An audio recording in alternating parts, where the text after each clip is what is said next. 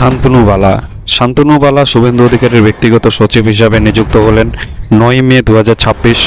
পশ্চিমবঙ্গের প্রথম বিজেপির মুখ্যমন্ত্রী শুভেন্দু অধিকারীর ব্যক্তিগত সচিব হিসাবে নিযুক্ত করা হলো শান্তনু বালাকে। কে এই শান্তনু বালা, তার ভূমিকা কী, সেই সম্পর্কে এক ঝলকে জেনে নিন। শান্তনু বালা আইএএস অফিসার ছিলেন। 2017 ব্যাচের পশ্চিমবঙ্গ ক্যাডার। শিক্ষাগত যোগ্যতা তিনি আইআইটি খড়গপুর থেকে বায়োটেকনোলজির উপরে বিটেক এবং এমটেক করেন। ইউপিএসসির সাফল্য হিসাবে তিনি সর্বভারতীয় স্তরে 158তম র্যাঙ্ক করেছিলেন। এবং কর্মজীবন এবং অভিজ্ঞতার দিকে বলতে গেলে বর্তমানে 9 মে 2026 মুখ্যমন্ত্রীর ব্যক্তিগত সচিব হিসাবে তিনি নিযুক্ত পেলেন। এবং পূর্বে তিনি দক্ষিণ 24 পরগনা জেলার অতিরিক্ত জেলা শাসক ছিলেন, অর্থাৎ এডিশনাল ডিস্ট্রিক্ট ম্যাজিস্ট্রেট দক্ষিণ 24 পরগনার।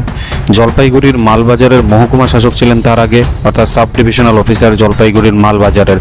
কেনই তাকে বেছে নেওয়া হলো মুখ্যমন্ত্রীর সচিব হিসাবে? তার কারণ প্রশাসনিক দক্ষতায় তিনি স্বচ্ছ ভাবমূর্তির অধিকারী। মুখ্যমন্ত্রী দপ্তরের সঙ্গে তিনি দ্রুত সমন্বয় সাধন করতে পারবেন, সেই জন্য